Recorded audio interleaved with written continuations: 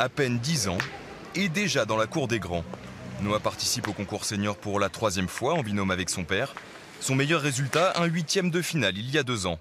Le reste de l'année, il joue en junior. Il se montre très ambitieux. Qu'est-ce que tu rêves de faire dans la pétanque? D'être champion du monde, mais avant tout d'être champion de France cette année avec mon équipe. Parce qu'on a des regrets. L'an dernier, on a perdu en 8e.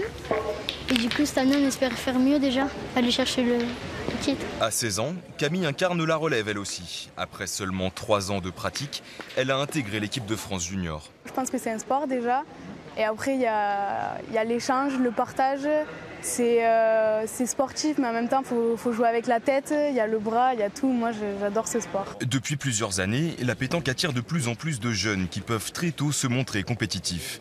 Un regain de popularité de ce sport qui s'explique par une médiatisation en progression constante. C'est évidemment très important pour transmettre la passion de la pétanque. Et tous ces jeunes ont besoin de s'aligner dans des rangs carrés d'honneur pour voir ce que ça peut amener un jour à la pétanque à haut niveau. C'est justement ce genre de festival qui peut créer des vocations peut-être?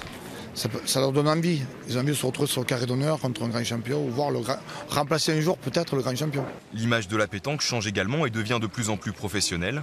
En plein essor, la Fédération française compte aujourd'hui 360 000 licenciés.